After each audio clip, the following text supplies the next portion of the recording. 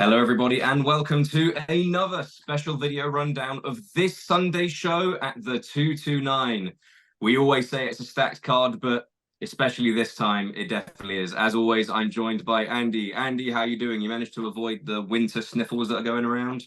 I think I'm in full-blown effect right now, but it doesn't matter because wrestling's got me all excited, and this Sunday is going to be probably one of the most exciting shows we've ever presented at the 229. We say all the time, well, people ask us all the time, how are you going to top this? You can't top this. And we always essentially say, hold my beer. And that's exactly what we're doing again this Sunday. So from top to bottom, as I'm sure we're going to explore, it's a super, super exciting card. It certainly is. Two great British Tag League matches and potentially two title matches. We say potentially because we'll get into that a little bit later, but let's just run down the card right now. Kicking things off in the Great British Tag League, we have the team of True and Lacey, who impressed everyone in their Rev Pro debut, taking on Lykos Gym. Now, this is a very intriguing matchup. You've got four, we'd say, wrestlers on the smaller side. You've got Lykos Gym, who have that athletic ability, that just in sync tag team tandem offense, and you have True and Lacey, who you could say have all of that as well, but also we've seen a real nasty side. We saw that especially against the Knights last time we were at the 229. Yeah, I've been very impressed with True and Lacey as well, and talk about being thrown in at the deep end against the Knights. And look, when you look at them and you look at their stature, their size against the Knights, they certainly went into those contests with a disadvantage. The Knights obviously had the experience edge as well, and the familiarity to Rev Pro, which I think is often overlooked. A lot of people talk about those adrenaline dumps, you know, and you make your Rev Pro debut, you come in with all the reputation, you're excited, and you're hyped up for it. The bell rings, you know, you get to ring, the bell rings, and all of a sudden, you know, your energy just disappears because you've built so much towards this moment. We didn't really see much of that from True and Lacey. There may well have been an element of that, but basically what I'm saying is they can only get better from this point onwards, and their first showings have been nothing short of phenomenal. I'd go as far as saying they're a tag team that I'm very, very excited about. I've got the same feeling watching them compete in the Great British Tag League as I got when I saw the Young Guns debut in Revolution Pro Wrestling in the Great British Tag League. And I think you can really draw some parallels to the Young Guns and True and Lacey. So it's very, very exciting to have them a part of Revolution Pro Wrestling. I think stylistically, they'll probably have match up maybe a little bit better against Lykos Gym, smaller competitors. Lykos Gym still lacking that experience edge, but more than make up for it in intensity, and just their ring awareness, you know, their teamwork, working together extensively around the country. So, you know, I think it's going to be very, very exciting. I think Lykos Gym, obviously, I think in their minds, they've got a point to prove in this Great British Tag League. Already picking up 3 points, want to make it 6, want to make it ties with the Knights to go into that sudden death environment. You know, in that final match in the tournament. So it's exciting. You know, it's very exciting. They match up so well with each other. They're both innovative tag teams, and they're both very much tag teams in every sense of the word. So yeah, I'm very excited. And this is the type of match that the Great British Tag League is renowned for. You know, those exciting clashes, you know, matches you weren't expecting to see. And a great opportunity for both teams to showcase what they're all about, and a great showcase for the tag team division here in Revolution Pro Wrestling. Absolutely, and if you want a fantastic exhibition of the tag team division here in Rev Pro, look no further than this other Great British Tag League match we have coming up: Sunshine Machine against CPF. I mean, Sunshine Machine, we've seen them recapture that spark they seem to have lost over the last year. And CPF, you know, they didn't want to come into Revolution Pro Wrestling and do things by halves. They're trying to make headlines and grab attention. And, you know, a victory over Sunshine Machine in the Great British Tag League is just the way to do it. Yeah, I think what's very interesting about this is that this is a number of ways to look at this. But for CPF, obviously the original pairing of CPF was Joe Lando and Danny Black. Joe Lando, of course, unfortunately got injured at one of our recent shows in the 229. When was it, last month? Was it? Or was it the month before? I think it was last month. Yeah. You know, we run so many shows, it's hard to keep track of. But yeah, against Cameron Kai and Leon Slater. And as a result, Maverick Mayhew stepped in and he competed for CPF in Southampton. And whilst Joe Lando appears to be fit and good to go, Danny Black, I'm not sure if Joe Lando's been involved in the decision, but Danny Black, Maverick Mayhew, Joe Lando, CPF have opted to stick with that combination of Danny Black and Maverick Mayhew. I was very impressed with Maverick Mayhew in Southampton. I think that he's a very solid base for the team in terms of, you know, he does the little things well. He might not be as flashy as Joe Lando, but I think that he provides a great contrast to Danny Black. And it's maybe that contrast that was missing from that original tandem of Lando and Black. I'm just speculating, I'm speaking out loud, trying to create dissension between CPF so we can see some matches between them, maybe. I don't know. Just trying to be a promoter. Setting up your own future. Yeah.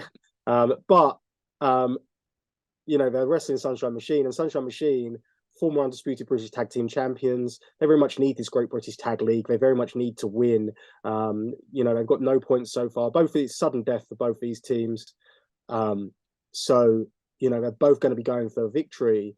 And Sunshine Machine, I'm going to date back when we look at Sunshine Machine to the Great British Tag League, where they tried last year to enter as the undisputed British Tag Team Champions. They didn't fare the way they would have liked to in that Great British Tag League.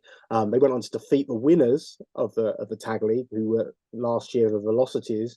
But when it came down to shortly after, it was the Greedy Souls who then won those tag team championships from them. And they've not been the same since. And I think that Sunshine Machine have been very self-reflective. They've recognized that fact, and they know they need to get something going. They're a team which was built on momentum, and they're looking to rebuild some of that momentum. So it would be a devastating consequence if they got knocked out of the Great British Tag League and they really were playing for a wooden spoon, so to speak, in their last contest. They need this victory more than anything. We also have a rematch from Southampton on the cards. We have Robbie X going up against Spike Trivet again. Now, Spike Trivet, he made headlines in his debut, but not for the reasons we thought he would. Coming away with a loss, which may have surprised a few people, but if you've been watching Revolution Pro Wrestling, if you've been watching Robbie X, you'd know that Robbie X, just one of the absolute best in the country right now, write him off at your peril. But it was the actions after the match that have really grabbed the headlines. I had to turn away at some points. I was wincing. The shots with that belt were absolutely sickening. Yeah, I mean, this one's going to have a different dynamic to it than the first contest because Spike Trivet's made this one personal. Spike Trivet also knows what to expect with Robbie X, and with Robbie X, what to expect is the unexpected. He made a big mistake going into that contest, assuming the job was already done. You know how the old saying goes, never assume, it makes an arse out of you and me. And that's, I believe, what happened. And that's what Spike Trivet felt at the conclusion of that contest, because you saw the way he reacted to seeing Robbie X's hand raised, assaulting him, attacking him with that belt, threatening referees, attacking David Francisco, who was there to try and assist, attacking him and viciously assaulting him with a belt. A very definition of a sore loser. We know from Spike Trivet's credentials, you know, he's a winner. Wherever he goes, he's a winner. And we saw him match up. Look, I take nothing away from Spike Trivet. Look, I feel that at the end of that contest, Spike Trivet could have either walked away, could have shook Robbie X's hand, and he would have earned my respect, because I feel like in that contest, he went toe-to-toe with one of the best wrestlers in the world in terms of Robbie X, and he showed us he can get it done in the ring. He showed us he can hang with elite level competition, because the reality of the situation is that's what it is. And Spike Trivet is often, when you think about Spike Trivet, you think about his words, you think about the way he gets into opponents' heads, the way he plays mind games. You think about, you know, dirty, underhanded tactics, you know, all these things, but you don't necessarily think great professional wrestler. And I think against Robbie X, he proved he is a great professional wrestler. And that realistically I believe, is what he set out to do. But he had to ruin it. He had to go and ruin it with that attack post-match. And like I say, it's completely changed the dynamic of this match. Spike Trivet is now determined to prove that he can defeat Robbie X. That means he's going to come into this contest, you know, a lot more tunnel visioned.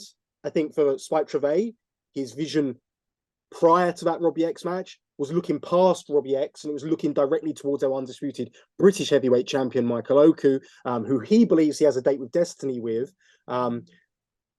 And he, as a result, ignored what was stood in front of him, which is a world-class competition in Robbie X, and it cost him. So now that tunnel vision is going to be directly focused on Robbie X. But the difference is Robbie X has gone from, you know, just wanting to win a professional wrestling match, as he does each and every single wrestling match he participates in, to it becoming personal, and to him wanting to beat on Spike Trivet and prove a point and make an example out of Spike Trivet. So this one's now got a very, very interesting dynamic.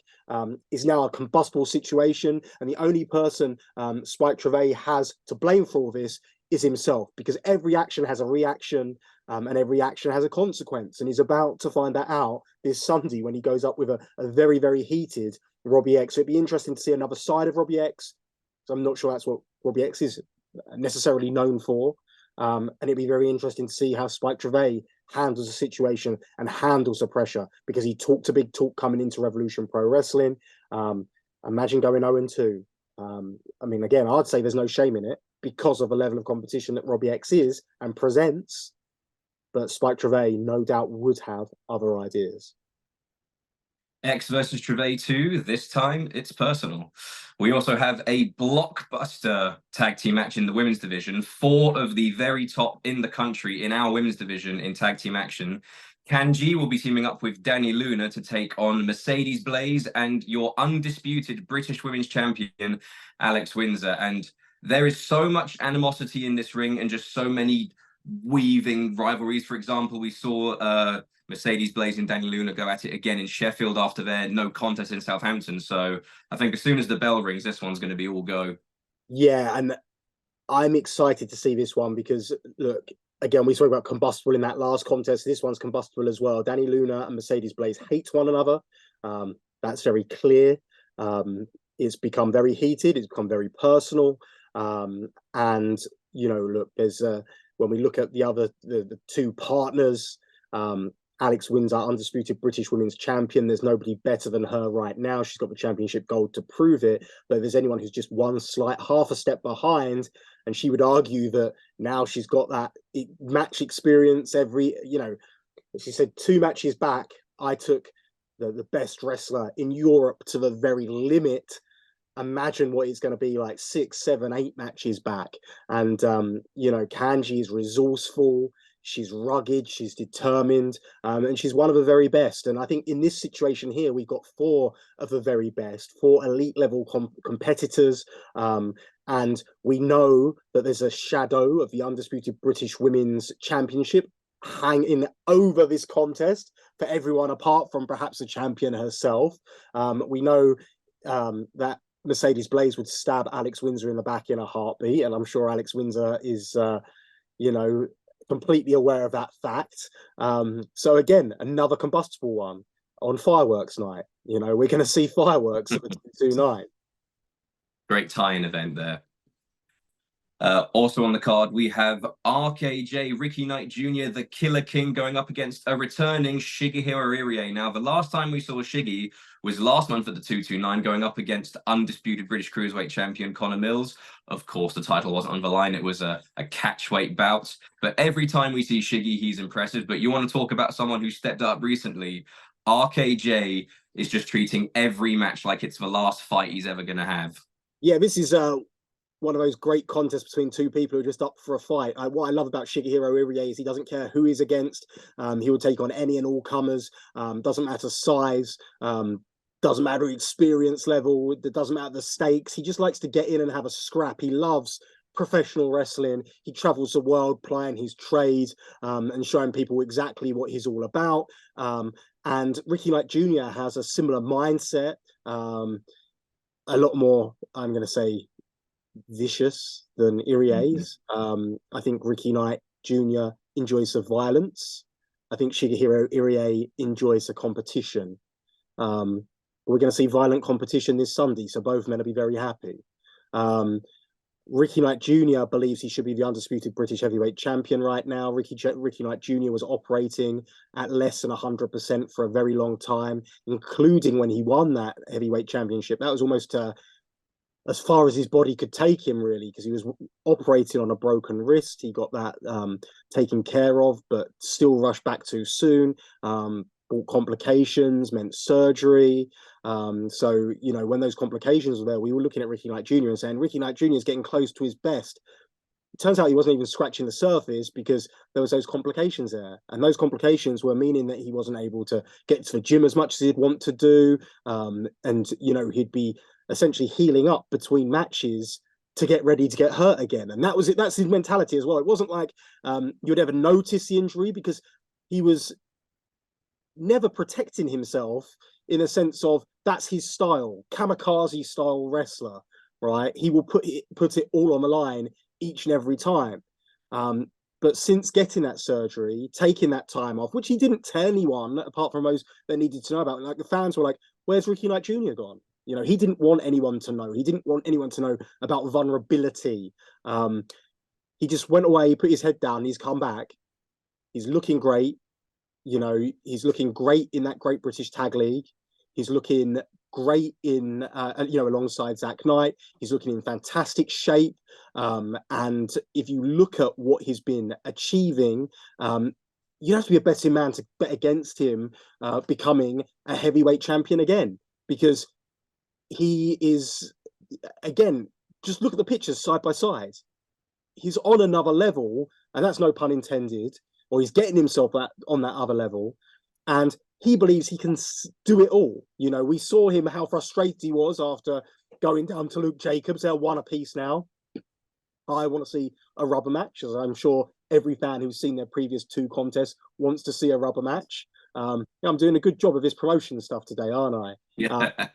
Laying the foundations for the future, so to speak. But look, bottom line is Ricky Knight Jr. knows he needs a win here because he wants to keep that singles momentum going the same time as that tag team momentum's going.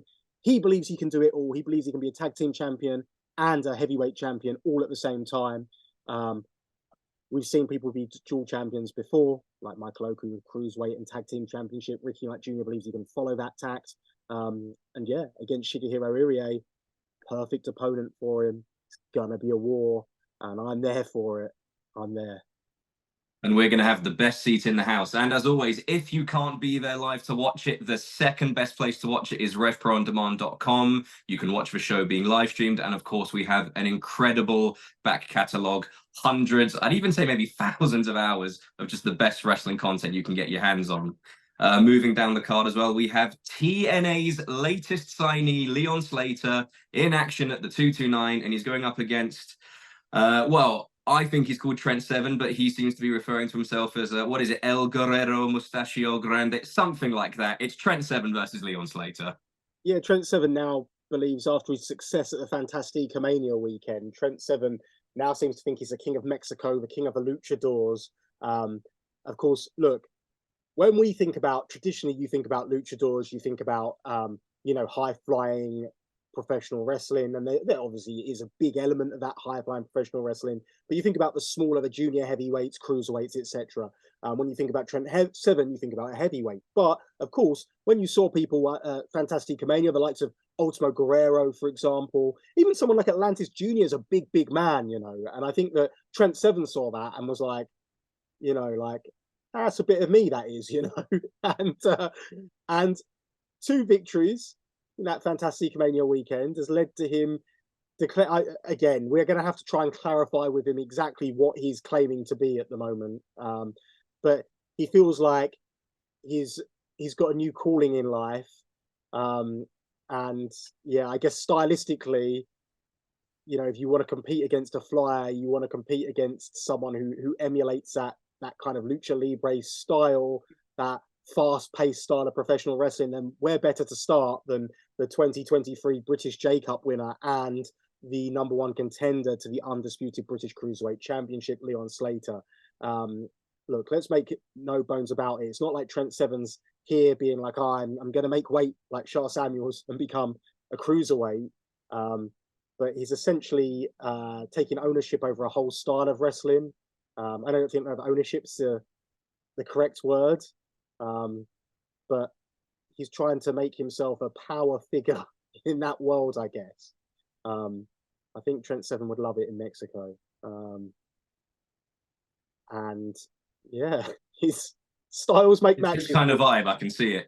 What can I say? Styles make matches, and I think that it's an interesting contrast in styles. And this is one of those matches that's got me all kinds of intrigued, because let's not forget, at the very root of it, Trent Seven is world class, right? And I think that Trent Seven feels he's got that. Look, it's no secret that he's kind of he's the opposite end of his career to Leon Slater. Leon Slater's just starting out. And Trent Seven's been there, he's done that. He's got the property of NXT UK t-shirt, but he's no one's property anymore. So he's looking to show that he can hang and show that he's still got that run in him, because I believe he does. He believes he does. And I think he just wants to convince the wrestling world he does. And these are the type of challenges he will lick his lips at, because, against Leon Slater, he's competing against someone who is the talk of the wrestling world right now. And, if there's anyone who knows how to take advantage and be opportunistic, is Trent Seven. So, there we go. It's a perfect setting for him and perfect opportunity, and also a great opportunity for him to, show his lucha libre skills against a high flyer like Leon Slater. So, like I say, I'm intrigued by this contest. Well, we just touched on Leon Slater becoming the 2023 British J Cup winner, and therefore becoming the #1 contender to the undisputed British Cruiserweight Championship at this year's Uprising event in December at the Crystal Palace National Sports Centre. So currently, Connor Mills is the undisputed British Cruiserweight Champion. He is going up against Shah Samuels this Sunday at the 229. The championship will only be on the line if Shah Samuels makes weight. He needs to weigh in at 205. He's been documenting his journey online. He's a little bit north of 205 right now, but I have complete faith in Shah Samuels. He's done it once. He'll do it again. And hey, we thought we saw him win the title in the 229 before. Lightning can strike twice. Yeah, well, this is the thing, isn't it? Because Shah Samuels, and many people speculate, myself included, that Shah Samuels has the number of Connor Mills. I think that Shah Samuels is very unlike anyone that Connor Mills has encountered in recent years. We've spoken a lot about Connor Mills. We've spoken about, Connor Mills' mindset, that mentality of becoming the worst possible version of himself. We've spoken about his pronounced mean streak. We've spoken about killer instinct. We've spoken about the way he likes to bully opponents in the ring. But if there's anyone that you can't bully, it's someone who self-admittedly has been a bully in the past himself, in terms of Shah Samuels. And I think that has shook Connor Mills, because Connor Mills is one of these competitors who, how to put it? Like, I don't think that he expresses himself very well in terms of, and look, I think a lot of that is his own choosing. So we all remember the way Connor Mills used to verbalize his relationship with Michael Oku, and that all turned out to be a pack of lies. And I think that Connor Mills deliberately puts a guard up, and I think as a result, people don't really know how to take him. And that puts him in good stead when he's working. I'm going to say some of our younger members of our roster. It's a very, very young roster. Shah Samuels is still a young man himself. I say so not to age myself, but like, he is. It's one of these young veterans. He started doing this literally as a child. But he's been around the ringer a lot more than many of these people that Connor Mills has been able to almost mentally beat before he's even got them inside the wrestling ring. He's not going to be able to do that with Shah Samuels. And we've seen this because we've seen Charles Samuels on multiple times get the better of Connor Mills. He eliminated him, I think it was an over the top rope elimination in one of our Revolution tags. He's pinned him in a Revolution tag. Of course, he's pinned him in that contest, which was would have been for the undisputed British Cruiserweight Championship had Charles Samuels not been overweight. And so who knows what's going through Connor Mills' mind right now? He doesn't give anything away. You know, his game face is, you know, like I say, like he stares right through you. You know, he doesn't give anything away facially.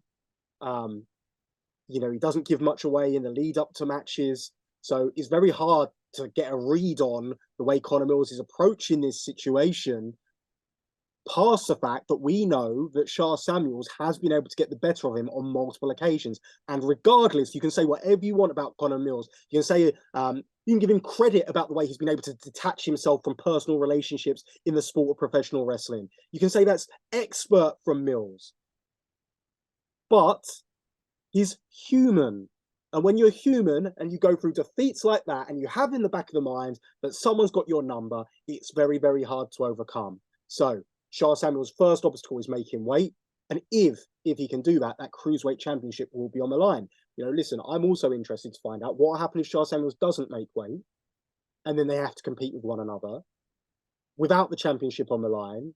Of course, the stakes are almost removed there for Connor Mills. He's got nothing to prove. It doesn't matter if win, lose, or draw, really, in his mind, I guess. I don't know. But for Charles Samuels, how does he take it if he doesn't make weight? Is he going to be disappointed? Well, of course he's going to be disappointed, but is that going to mean that he's not going to be as intense, as invested in the contest? Or is it going to go the complete opposite way and he's going to want to make an example out of Connor Mills? So whatever happens, there's going to be a whole chain of events which is going to happen. It's all going to start off at the top of the show when Charles Samuels weighs in. And once he weighs in, we will know where we're at and we'll know the status of this huge matchup between Connor Mills and Charles Samuels. And look, I've spoken a lot about the mindset of the two men. I've spoken a lot about, you know, their mentalities, the way they may approach the contest. But at the very root of it, both men are world-class professional wrestlers. So you can throw all of that out the window and just know that Connor Mills versus Charles Samuels is going to be an exceptional professional wrestling contest, whether the championship's on the line or not. So, you know, that's the one certainty that we can deal with this contest. And of course, Leon Slater is going to be watching in the wings, knowing that the winner of this match will likely be, because there's still some wrestling to be done between now and Uprising, but the winner of this contest will likely be his destination for December 16th, live from the Crystal Palace National Sports Centre at Uprising. So he's going to be watching this one very closely as well. Well, we may be unsure if the Cruiserweight Championship is going to be on the line, but we know for damn sure that the undisputed British Heavyweight Championship will be on the line in your main event. It's the defending champion Michael Oku up against Luke Jacobs, who has all the momentum behind him, a fire underneath him. The performances this year alone put him in contention, and he has made it very clear in recent months. He's been gesturing at the waist. He's been calling out Michael Oku directly. He's one of many people that have been calling out Michael Oku directly, but Luke Jacobs seems to be first in line. And could we potentially see the first ever undisputed British Heavyweight Championship change at the 229? Well, listen, I think that anyone who's been following things would say it's very likely, because Luke Jacobs right now is an informed wrestler in Revolution Pro Wrestling, picking up that huge win over Ricky Knight Jr. At the British J Cup. It's well documented that Michael Oku's been nursing a number of injuries, but again, he doesn't get many headlines because that's just standard with Michael Oku now. You know, is to become accepted. You're not going to get a Michael Oku who's 100%, but he will fight with 100% heart and determination and commitment to the cause. But, you know, Michael Oku could be taking it easy, but he's not, you know, and we saw that very, very physical championship defense against Gabriel Kidd, another contest that Michael Oku survived. We use that term for a reason. You know, the next night, a very hard fought victory over Alex Zane. Michael Oku's been running hard, but you wouldn't expect it any other way. But of course, Luke Jacobs has got that date with Destiny, December 16th, when he goes one-on-one with Tomohiro Ishii, the rematch of one of the matches of the year. And not just in Revolution Pro Wrestling, but in the whole world of professional wrestling. And what way can you make the stakes for that contest even higher? By having the undisputed British Heavyweight Championship on the line. Luke Jacobs has beaten a long laundry list of competitors. He's proven he's more than worthy of being the undisputed British Heavyweight Champion. And of course, Luke Jacobs was the man who dethroned Michael Oku for the undisputed British Cruiserweight Championship when he was a lot smaller. And he savaged Michael Oku, and he's going to look to savage Michael Oku and prove a point again this Sunday to set up that, mega contest and almost push that contest with Tomohiro Ishii at Uprising 2023 into that main event slot, where many people believe it belongs for that undisputed British Heavyweight Championship. So look, everything is on the line. Let's not write Michael Oku off. Again, his destination, where he may wind up at Uprising, is at the moment, I think, very unclear. But as you've alluded to, Gio, there is a long list of people who have laid stake to a shot at that undisputed British Heavyweight Championship. And there's absolutely no doubt in my mind that Michael Oku is a marked man. That comes with a lot of pressure. And it's a different kind of pressure, I'm sure, that he's experiencing than when he was Cruiserweight Champion as well, because now there's a whole nother level of weight of expectation on your shoulders as well. And let's not forget the prestige of that undisputed British Heavyweight Championship belt. It's a belt that's been defended in the Tokyo Dome. It's a belt that's been defended in Madison Square Garden, Copper Box Arena, all around the world. It's a belt that's changed hands in New York City. I'm telling you, Gio, it's like I say, a whole nother level of pressure. So we're going to see how Michael Oku responds. We're going to see what Michael Oku turns up, and he's been in nothing but wars. I can't remember the last time Michael Oku was in a match which wasn't a war, and eventually wars catch up with you. So will this Sunday be Michael Oku's time? Will it not? It's a potential to be a history-making night this Sunday at the 229. Well, there you have it. That's the whole card for the penultimate Live at the 229 of 2023. Like we said, arguably the most stacked card we've had all year.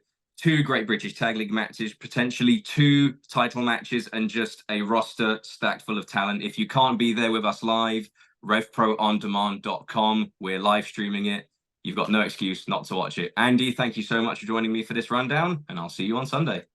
Thank you. I hope everyone can join us either live or on RevProOnDemand.com.